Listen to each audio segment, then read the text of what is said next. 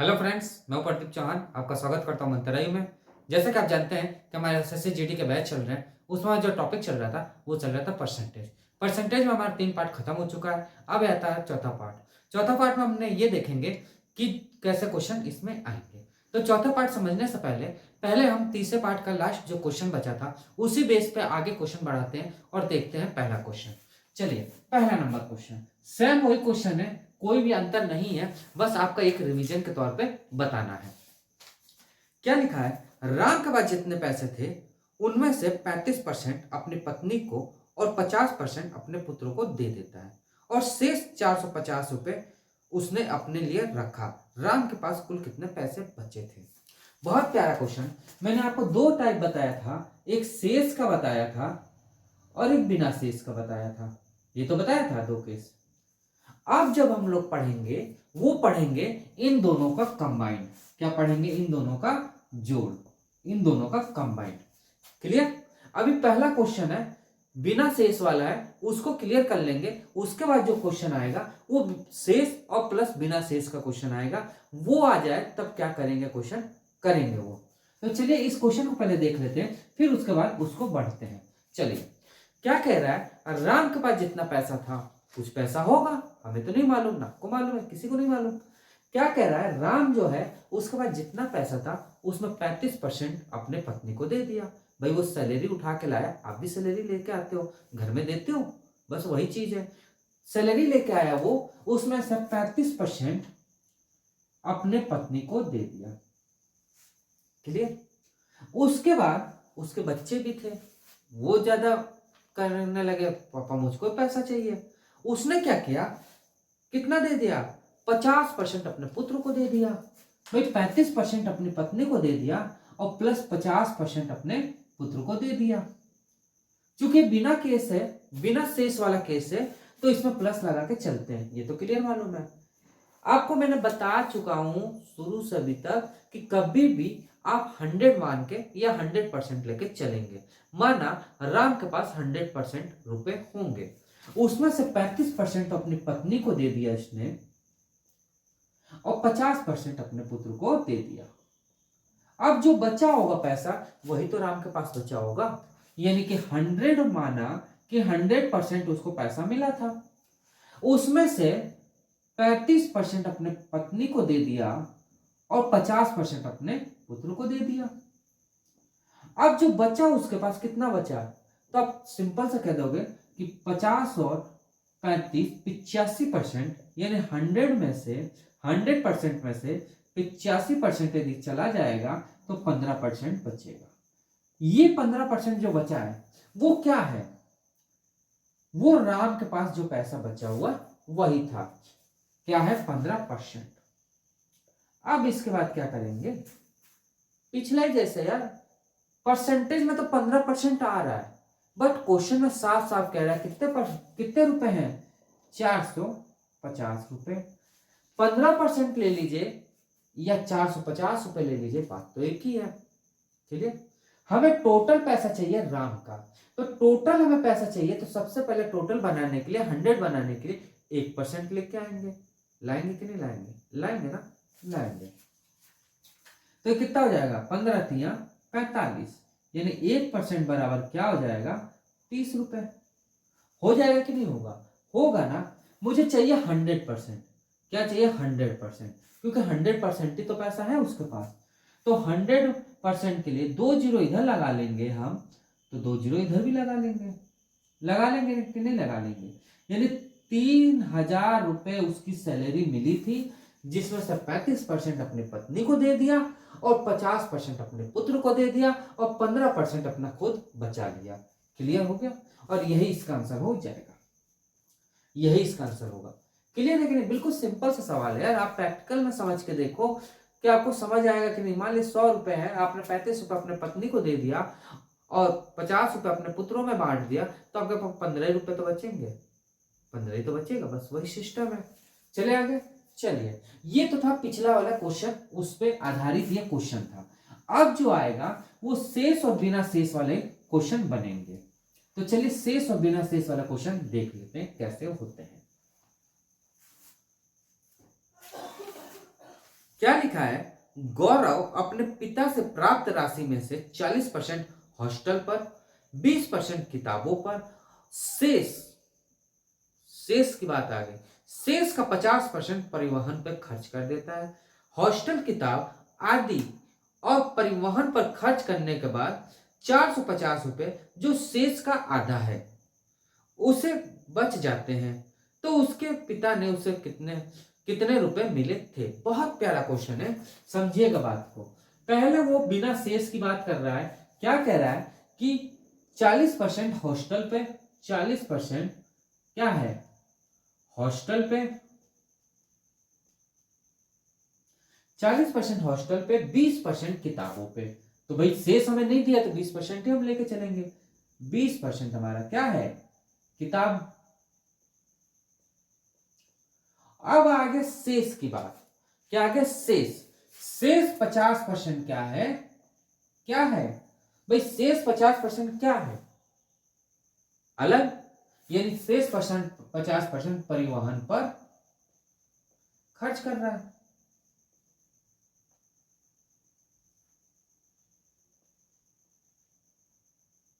परिवहन पे खर्च कर रहा है। यहां तक क्लियर हुआ। क्या यहां पर भी प्लस होगा, नहीं होगा। क्यों नहीं होगा, ये तो शेष हो गया ना, शेष अलग हो गया। तो ये कितना हो गया, 60%। कितना हो गया, 60%। और ये कितना हो गया, 50%। बस काम खत्म।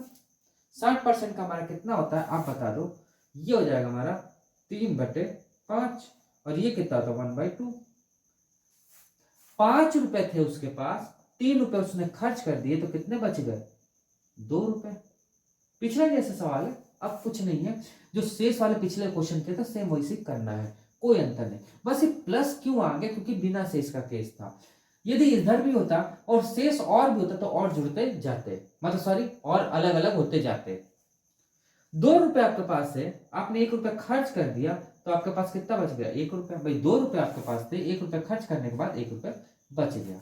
2 से 2 कैंसिल हो गया, ये 5 हो गया, और ये कितना हो गया, 1 हो गया। पहले 5 रुपए थे, उसके पास जाते जाते 1 रुपए बचा। बट क्वेश्चन के अनुसार 1 रुपए नहीं कह रहा है, कितना कह रहा है। पहले तो आप ये बताओ, 450 रखेंगे क्या, 450 रख दें यहाँ पे, नहीं रखेंगे। क्यों, ये तो आधा कह रहा है ना, जो उसके पास पैसा बचेगा उसका आधा है। तो ये आधा है, तो पूरा करना तो क्या होगा, 450 इंटू 2 बराबर 900। अब हमें पता चल गया कि बचा हुआ पैसा इसका क्या था, बचा हुआ रुपए, यानी बचा हुआ रुपए इसके पास कितने थे, 900 रुपए। बचा हुआ रुपए इसके पास कितने थे, 900 रुपए। हमारे अनुसार तो 1 रुपए आ गया, बट क्वेश्चन के अनुसार तो 900 रुपए है। बड़ा ना इंसाफी है यार, कैसे होगा। कुछ नहीं, बस वही हमारा पिछला ट्रिक, इससे कितना गुना, 900 गुना। ऐसे ही हमारे पास जो पैसा होगा वो भी 900 गुना हो जाएगा। कितना हो जाएगा, 9×5=45, 4500 रुपए उसके पास थे, और आते आते 900 रुपए उसके पास बच गए। और यही इसका आंसर हो जाएगा। क्लियर हो गया, इसमें कोई डाउट हो तो बताओ। बिल्कुल सिंपल सा सवाल बताया, मैंने कुछ भी नहीं किया यार, सेम वही क्वेश्चन है, बस इसको अलग कर दिया और ये शेष बोल दिया था तो इसको अलग कर दिया, और पिछले क्वेश्चन जैसे मैंने सॉल्व करवा दिया। कोई डाउट, नो डाउट। चलिए आगे, चलिए अब आता है तीसरा नंबर क्वेश्चन। अब यहां से टाइप हम चेंज करेंगे, थोड़ा सा ध्यान दीजिएगा, बहुत प्यारा क्वेश्चन है।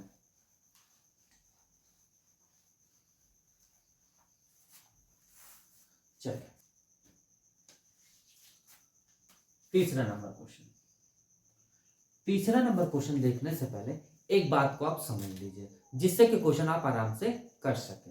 क्या, जैसे 2/3 लिखा हुआ है, आप जानते हैं नीचे वाली वैल्यू हमारी टोटल होती है, इसी को हम रियल कहते हैं और इसी को हम सीपी कहते हैं।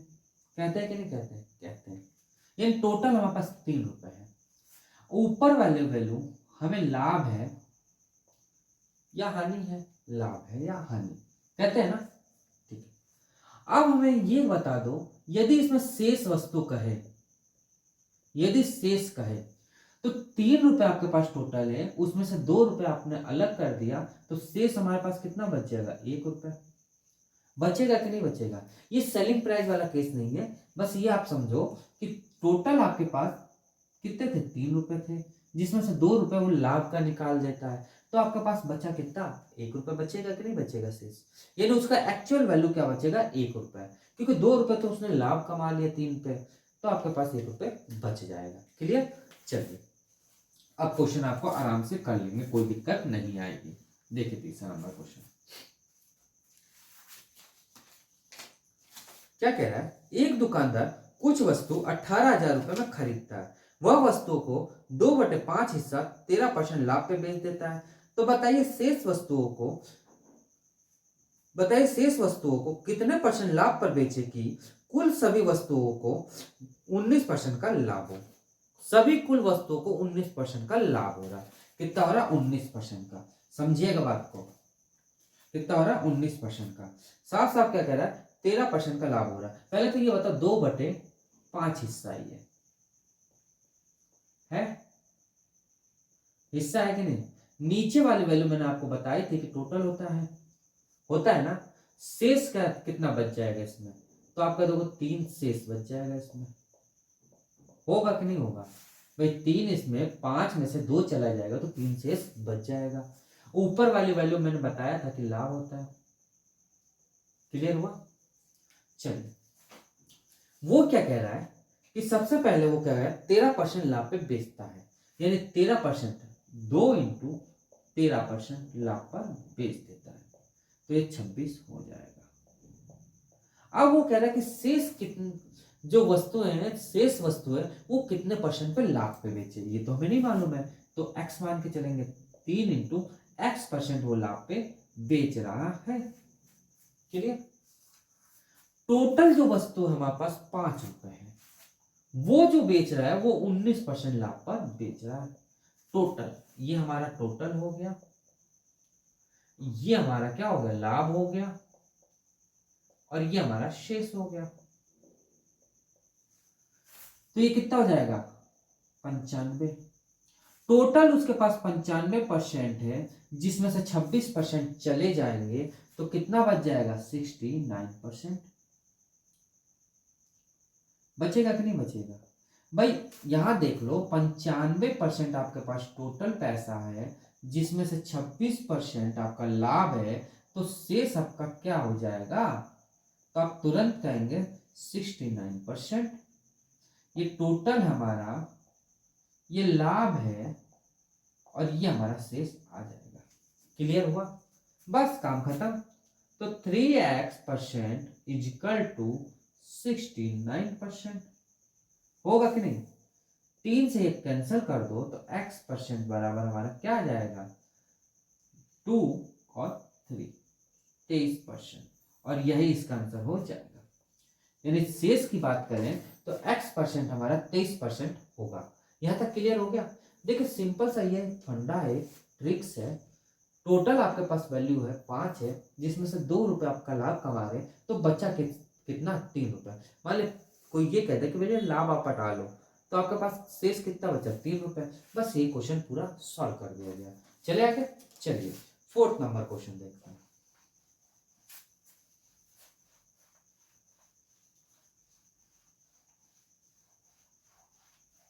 फोर्थ नंबर क्वेश्चन में कुछ इसी तरीके से देखते हैं। क्या लिखा हुआ? एक दुकानदार कुछ वस्तुओं को 40,000 रुपए में खरीदता है, वह वस्तु का 2/7 हिस्सा 15% लाभ पे बेचता है, तो बताइए शेष वस्तुओं को कितने परसेंट लाभ पर बेचे कि कुल सभी वस्तुओं का 10% लाभ हो।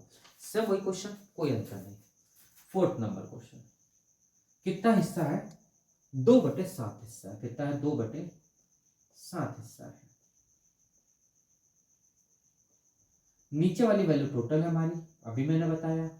ऊपर वाली वैल्यू हमारे लाभ है, और ये शेष है हमारा। कितना बच जाएगा शेष? 5। ये तो बचेगा।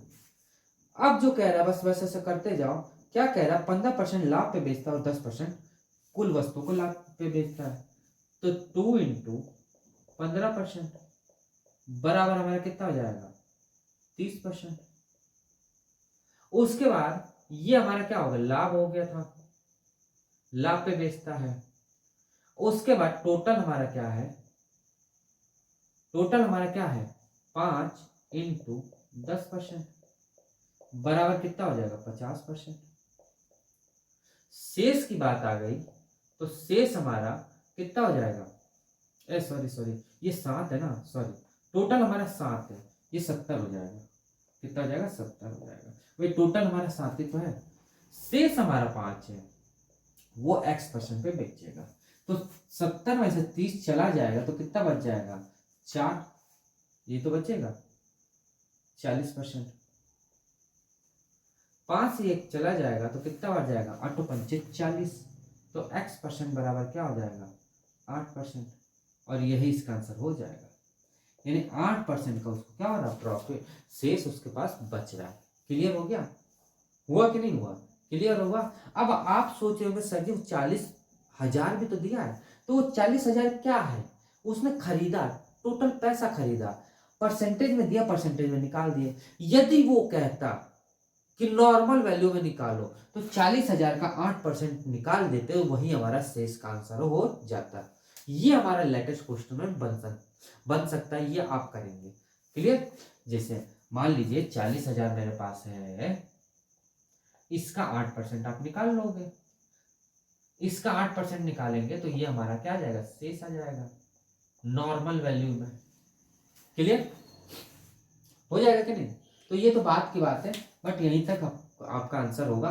ये हमारे लेटेस्ट में आ सकता है, एग्जामिनर ये भी दे सकता है कि बताओ उसका नॉर्मल वैल्यू में पैसा कितना होगा। चलिए 5th नंबर क्वेश्चन चलते हैं।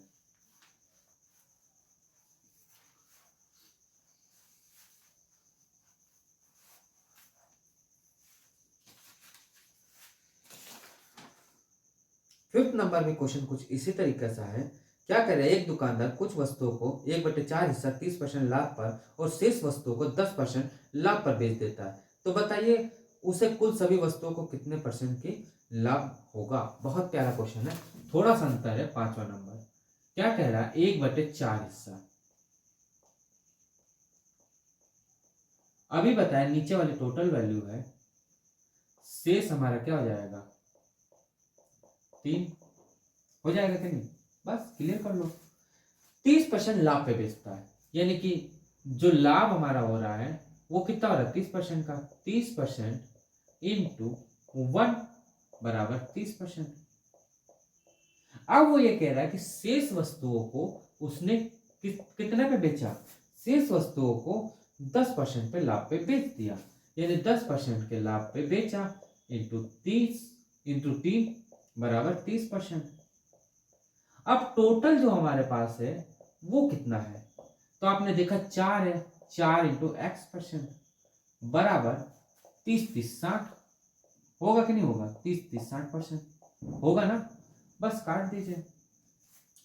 तो x% हमारा क्या आ जाएगा, ये कट गया हमारा कितना 1 और 4 कम 4, ये बच गया आपका 20 5 15%, ये तो बचेगा, 4 चला जाए 2 बचेगा 5 और 20, ठीक है 15%, और यही इसका आंसर हो जाएगा। क्लियर, कोई डाउट है तो बताओ इनमें, कोई डाउट है, नो डाउट, चले आगे। चलिए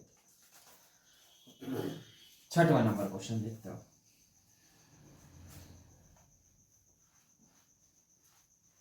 बहुत प्यारे प्यारे क्वेश्चन है, आराम आराम से करेंगे, कोई जल्दबाजी नहीं, कहीं नहीं भागना। अभी एग्जाम आने वाला है तो आएगा तो आराम से कर लेंगे, अभी तो फॉर्म भरे जाएंगे ना, अभी तो फॉर्म भरे भी नहीं जा रहे, टेंशन नहीं लो अभी, आराम से। चलिए 6वां नंबर क्वेश्चन। अब देखिए यदि वो कह दे कि सीपी पे बेच रहा है, वो सीपी पे बेच रहा है, तो सीपी हमें नहीं मालूम है तो हम इसको 0 लेके चलेंगे। सीपी हमें मालूम नहीं है तो क्या लेके चलेंगे, 0 लेके इसको चलेंगे। क्यों लेके चलेंगे, क्योंकि हमें सीपी मालूम ही नहीं है कि कितनी सीपी है, इसलिए हम 0 पे, क्योंकि ना तो उसको लाभ हो रहा है उस पर, ना तो उसको हानि हो रहा है उस पर, इसीलिए सीपी 0 लेके चलेंगे। चलिए 6वां नंबर अब क्वेश्चन देखिए, अब आपको और क्लियर हो जाएगा। 6वां नंबर क्या कह रहे हैं, एक दुकानदार कुछ वस्तुएं खरीदता है, वह उन वस्तुओं को 3/4 हिस्सा 20% लाभ पे बेच देता है और शेष बची हुई वस्तु क्रय मूल्य पर बेच देता है। तो बताइए उसे कुल सभी वस्तुओं पर कितने % का लाभ होगा। छठा नंबर क्वेश्चन क्या कह रहा है कि एक दुकानदार कुछ वस्तु खरीदा और 3/4 यानी हिस्सा है उसका। क्या है हिस्सा है ये? क्या है हिस्सा? हिस्सा है। नीचे वाली वैल्यू मैंने बताया था आपको टोटल है, शेष कितनी बच गई? एक, ये तो बचेगा। जैसे जैसे कह रहा है एक दुकानदार 20% हिस्सा लाभ पर बेचता है, यानी 20% इंटू 3 बराबर 90%, सॉरी 6%, कितना? 60%। 60% ये हमारे लाभ पे बेच दिया। अब क्या कह रहा है कि शेष वस्तु को उसने क्रय मूल्य पे बेच दिया, यानी कि शेष वस्तु मेरा 1 है, यानी कि 0% क्रय मूल्य पे 1 बराबर 0%। टोटल वस्तु हमारा कितना है? तो आपने तुरंत बोल दिया कि सर 4 है इंटू x%। हमें नहीं मालूम है कि वो वस्तु कितने पर जा रही है, इसलिए और इनमें क्या हो जाएगा 60 प्लस 0 बराबर 60%। ये तो होगा बराबर 60%। बस इसको काट दीजिए तो x% बराबर हमारा क्या आ जाएगा 15%, और यही इसका आंसर हो जाएगा। क्लियर? कभी भी कहे कि क्रय मूल्य पे बेचने की बात कर दिया तो उसको 0 लेके चलेंगे। क्यों लेके चलेंगे? क्योंकि हमें ये नहीं मालूम है कि उसको लाभ हो रहा है कि हानि हो रही है, इसलिए इसको 0 लेके चलेंगे। क्लियर हो गया? 7वां नंबर क्वेश्चन। 7वां नंबर क्वेश्चन यहाँ से चेंज हो जाएगा, ध्यान से समझिएगा नहीं तो समझ नहीं आएगा। चलिए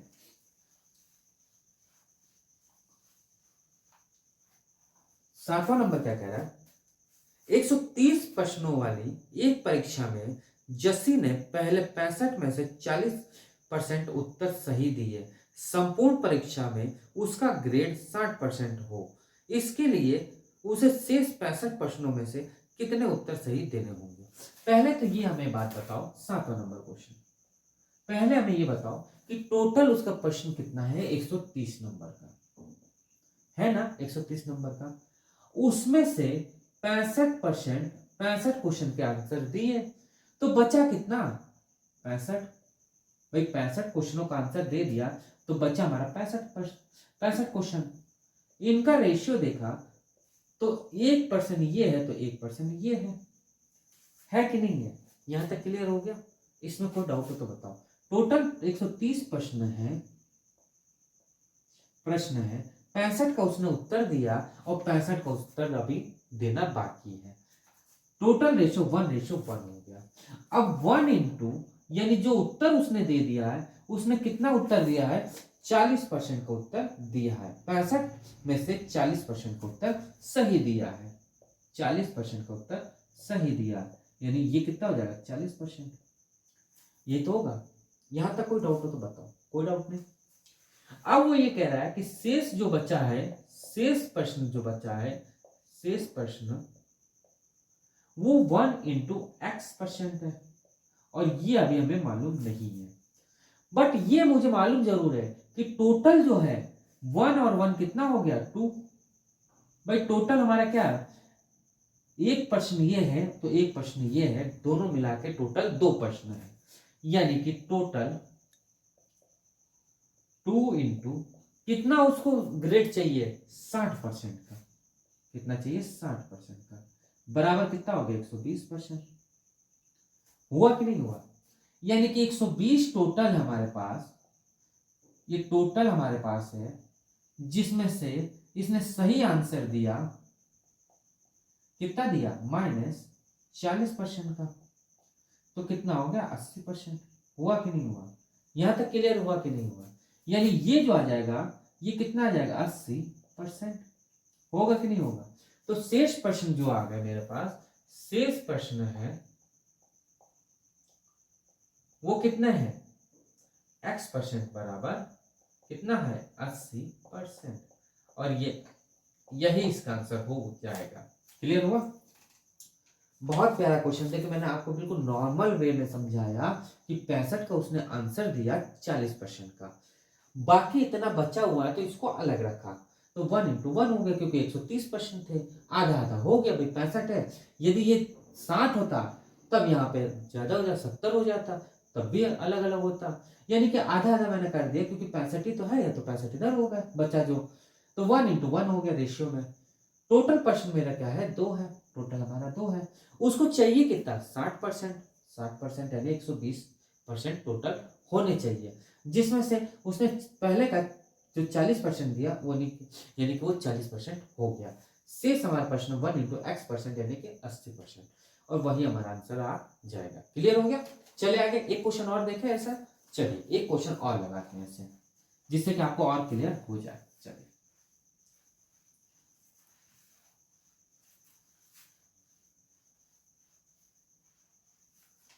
8वां नंबर क्वेश्चन। 8वां कह रहा है 80 प्रश्नों वाली एक परीक्षा में राम ने पहले 40 में से 65% का उत्तर सही दिया। संपूर्ण परीक्षा में उसका ग्रेड 75 हो, इसके लिए उसे शेष 40 प्रश्नों में कितने उत्तर सही देने होंगे। बहुत प्यारा क्वेश्चन है। 8वां नंबर क्वेश्चन सेम वही क्वेश्चन है। 80 नंबर का प्रश्न है, 80 नंबर का प्रश्न है, जिसमें से उसने 40 प्रश्नों का उत्तर दिया और 40 प्रश्नों का उत्तर देना बाकी है। इससे ये कैंसिल हो गए तो 1:1 हो गया। अब वो ये कह रहा है कि पहले उसने जब उत्तर दिया तो पहला ये है हमारा, यानी पहला प्रश्न में 65% का उत्तर दिया।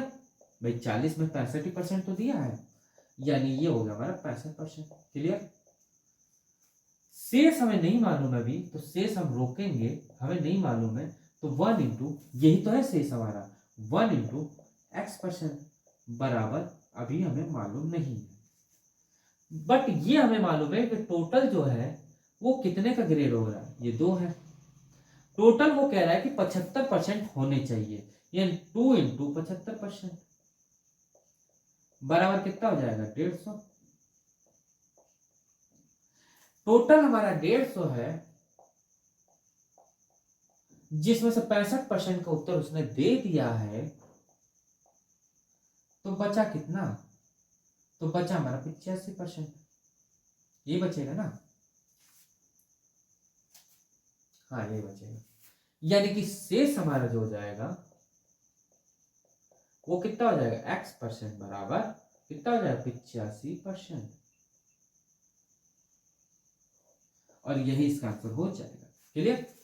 बिल्कुल पहले जैसा क्वेश्चन है, कोई अंतर नहीं है, जैसे जैसे किया बस वही करना और कुछ नहीं करना। चलिए अब यहां से टाइप हम चेंज करेंगे, 9th नंबर क्वेश्चन देखते हैं।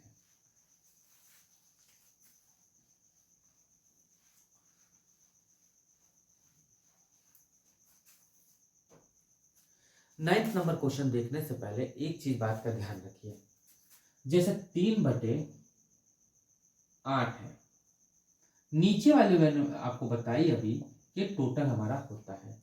यदि 8 रुपए में से 3 रुपए ये खर्च कर दे तो बचत कितनी होगी, तो आप तुरंत कहेंगे 5 रुपए ये बचा लेगा, ये तो होगा।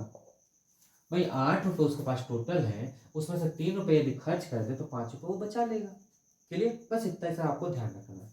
चलिए अब 9th नंबर क्वेश्चन करने में मजा आएगी। चलिए क्या कह रहा है, एक व्यक्ति अपने आय का 75% खर्च कर देता है। यदि आय और खर्च 20% और 10% की वृद्धि कर दी जाए तो उसकी बचत में कितने परसेंट का अंतर आ जाएगा। वो क्या कह रहा है, 9th नंबर क्वेश्चन क्या कह रहा है, 75% उसने खर्च कर देता है, तो 75% का क्या होगा, 75/100, ये तो होगा। इससे ये कैंसिल हो जाएगा तो कितनी बार चला जाएगा, ये जाएगा 15 बार, ये जाएगा 20 बार, फिर इससे ये कैंसिल हो जाएगा तो कितनी बार जाएगा, 3/4, यानी 3/4 हमारा आ गया। तो आपको पता चल गया नीचे वाली वैल्यू हमारा टोटल है, ऊपर वाली वैल्यू हमारे खर्च है, अभी मैंने आपको बताया। तो बचत कितनी हो जाएगी, 1 रुपए की बचत हो जाएगी। क्लियर। वो साफ साफ क्या कह रहा है कि जो यदि आय और खर्च 20 और 10% की वृद्धि है, यानी कि हमारा आय जो है इसी को हम आय भी कहेंगे। भाई टोटल हमारा जो पैसा है वही तो हमारा आय होगा। तो आय जो है, आय क्या कह रहा है, आय और खर्च 20, यानी कि 4 × 20%। भाई हमारा टोटल यही तो है और 20% हमको दिया भी है, यानी 80%। खर्च जो कर दिया वो 10% खर्च कर रहा है, यानी 3 × 10% उसने खर्च कर दिया, तो कितने बच गए? 30%। अब बचत क्या होगी? तो बचत आप तुरंत बोलेंगे कि सर बचत देखना हमें, तो एक का बचत हो रहा है और इनके अनुसार कितना हो रहा है हमारा? इनके अनुसार हमारा कितना हो रहा है? 50। यानी कि x% की हमने बचत कर ली बराबर 50% के। क्लियर? ये 50% हो जाएगा, यानी x% हमारा क्या आ जाएगा? कितना जाएगा? 50%। और यही हमारा आंसर हो जाएगा। यही हमारा आंसर क्या हो जाएगा? क्लियर हो गया भैया? आय हमको पता चल गया कि टोटल हमारा पैसा 4 है, 4 × 20%, क्योंकि 20% क्वेश्चन में दिया हुआ है, यानी 80 हो गया। खर्च हमने देखा कि 3 हमारा हो रहा है और क्वेश्चन में 10% दिया हुआ है, यानी 30%। बचत भी ऐसे ही हो जाएगा, x% हम लेके चले, यानी 50 बराबर 50% हो जाएगा, ये 50% है। क्लियर? चलिए आगे 10वां नंबर क्वेश्चन। 10वां नंबर में कुछ इसी प्रकार से देखते हैं।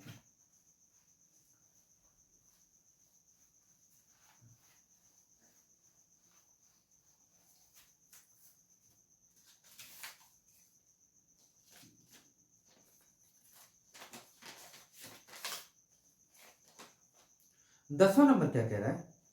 एक व्यक्ति अपनी आय का 37 से 1/2% खर्च कर देता है। यदि आय और खर्च 12% और 15% की वृद्धि कर दी जाए तो उसकी बचत में कितने का अंतर आ जाएगा? सेम वही क्वेश्चन है, कोई अंतर नहीं।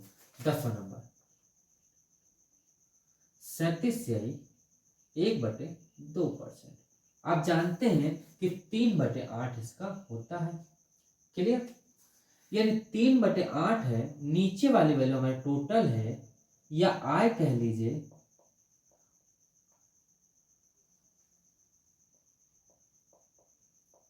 ऊपर वाली वैल्यू हमारे खर्च है। तो बचत हमारी कितनी हो जाएगी? 5 की बचत। बस जैसे जैसा क्वेश्चन में कह रहा है वैसे वैसे करते जाओ। यदि उसकी आय और खर्च 12 और 15% है, आय हमारी क्या है? 12%। 12 × 8, 12 × 96%।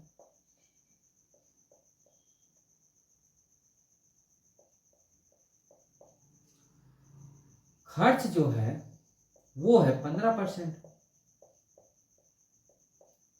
खर्च हमारा क्या है? 5×3, ये कितना हो जाएगा? 45%। अब बचत हमें निकालनी है, तो बस काम खत्म। बचत हमारी क्या है? 5, तो 5 इंटू कितना हो जाएगा? x% बराबर बचत हमारी कितनी हो जाएगी? भाई बचत हमारी क्या होगी आप बताओ? तो बचत आप कर दोगे 96 में से 45 चला गया, कितना हो गया? 91%। ये तो बचत होगी 91% होगी ना? तो x% बराबर हमारा क्या आ जाएगा? 91% बटे 5। ये तो होगा भाई, 5 ही की तो बचत हो रही थी। इससे ये कैंसिल कर दो तो ये आ जाएगा हमारा 5 × 5, 5 × 5 और ये आपका हो जाएगा 10.2 और ये इसका आंसर हो जाएगा। क्या हो जाएगा? 10.2% इसका आंसर आ जाएगा। क्लियर हो गया? इसमें कोई डाउट हो तो बताओ। कोई डाउट? नो डाउट, सेम वही क्वेश्चन है पिछले जैसे। चले आगे, चलिए 11वां नंबर क्वेश्चन देखते हैं।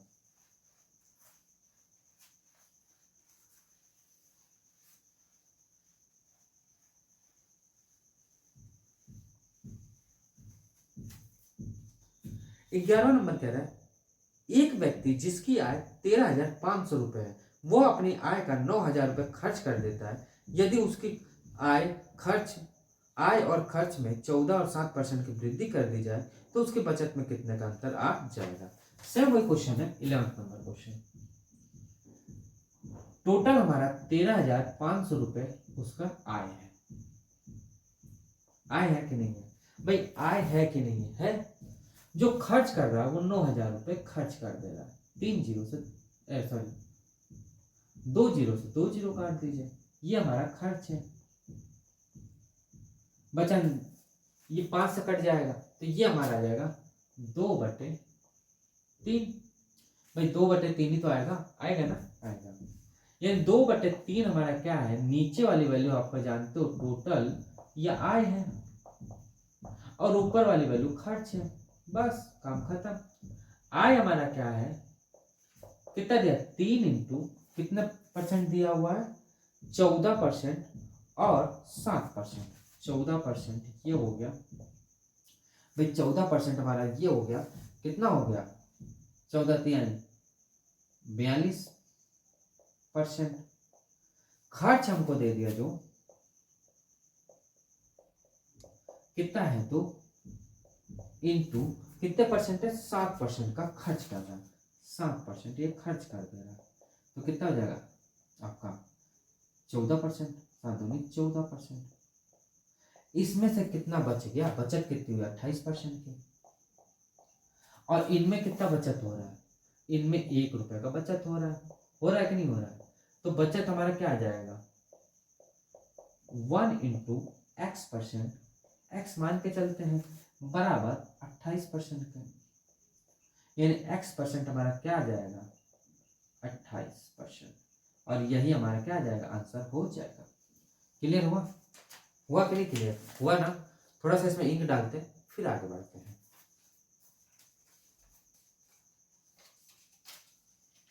हाँ तो चलिए 12th नंबर क्वेश्चन देखते हैं। यहां से टाइप चेंज करेंगे क्योंकि इसका टाइप इतना ही था, इससे ज्यादा इसका टाइप कोई नहीं आता है।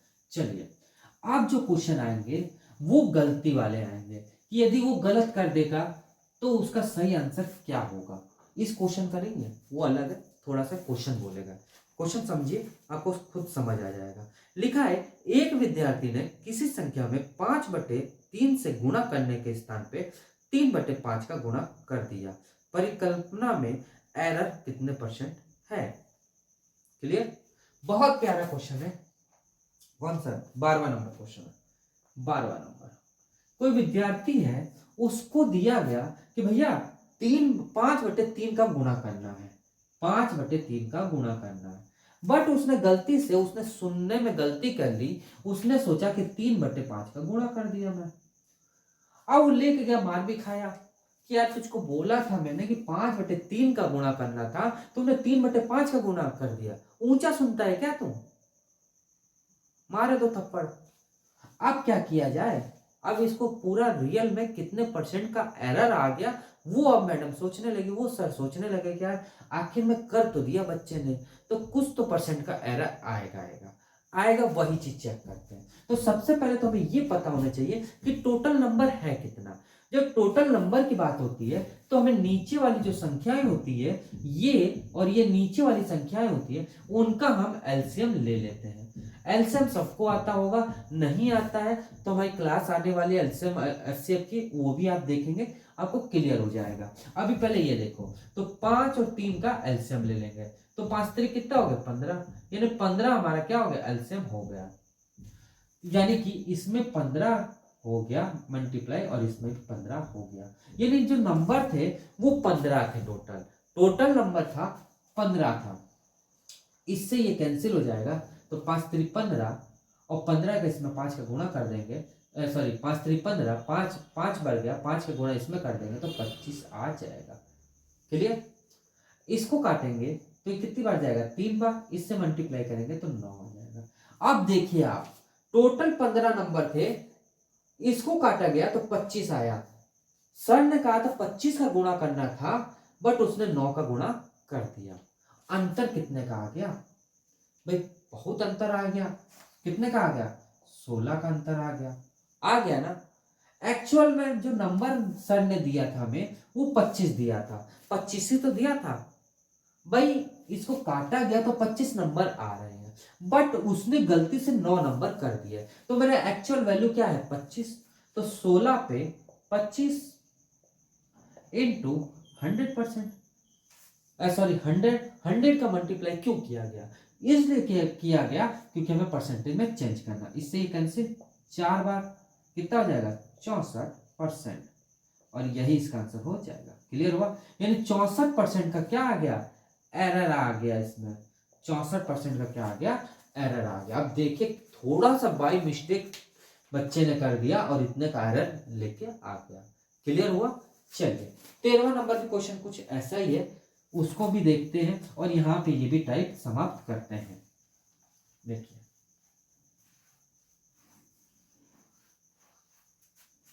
13वां नंबर, एक विद्यार्थी ने किसी संख्या में 5/6 से गुणा करने के स्थान पे 6/5 से गुणा कर दिया, परिकल्पना में एरर कितने परसेंट है? 13वां नंबर, वो क्या कह रहा है, टीचर ने जब दिया तो 5/6 का गुणा करना था, बट बच्चे ने 6/5 का गुणा कर दिया।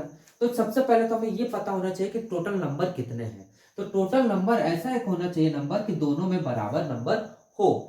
क्लियर? इन दोनों का एलसीएम ले लेंगे, नीचे वाले का, तो 6 और 5 का एलसीएम कितना हो जाएगा? 6×5 = 30, यानी 30 हमारा एलसीएम आ जाएगा। क्लियर? 30 हमारा एलसीएम आ जाएगा, यानी 30 नंबर का टोटल था। अब उसमें कितने ने टीचर नंबर दिया वो देखते हैं।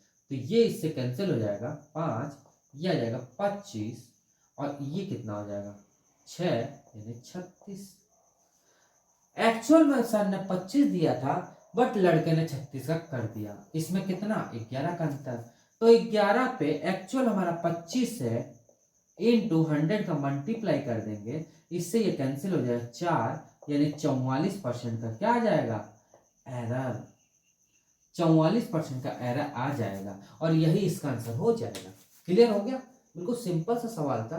टोटल हमें प्रोडक्ट हो या नंबर्स हो, हमें निकालना होगा कि एक्चुअल में दोनों में ऐसी कौन सी संख्या थी कि दोनों का मल्टीप्लाई करा जा रहा था। वो नंबर मैंने निकाल लिया। जब टोटल नंबर निकाल लिया हम लोगों ने, तो अब ये तो आराम से निकाल लोगे, कोई दिक्कत ही नहीं है। क्लियर हो गया? यहाँ तक आपको क्लियर हुआ? तो दोस्तों आज की क्लास यहीं पे स्टॉप करेंगे। अब नेक्स्ट लेक्चर लेके आएंगे, उसमें थोड़ा और टफ क्वेश्चन आएंगे, उसमें चुनाव वाले क्वेश्चन आ जाएंगे और थोड़ा सा आएंगे मार्क्स वाले कि कौन कितना मार्क्स लेके आया। तो दोस्तों आज की क्लास आपको कैसा लगा? यदि अच्छा लगा हो तो एक लाइक जरूर करिएगा और कमेंट जरूर करिए। अच्छा लगे तो आप कमेंट करिए कि हाँ क्लास अच्छा है। कुछ भी आपको बुरा लगे तब भी आप कमेंट करो, नहीं क्लास खराब है, समझ नहीं आया, कुछ भी करो, कमेंट करो और थोड़ा सा हमारे वीडियो को शेयर करिए, जिससे कि ज़्यादा से ज़्यादा स्टूडेंट्स हमसे और जुड़ सके। और जो अभी नए बच्चे हैं, जो हमारे अभी चैनल को सब्सक्राइब नहीं किए हैं, वो हमारे चैनल को सब्सक्राइब करें, जिससे कि आपको नोटिफिकेशन आपको मिलती रहे। तो दोस्तों आज की क्लास यहीं स्टॉप करते हैं, मिलते हैं नेक्स्ट क्लास में। आज के लिए इतना ही रखते हैं। Thank you.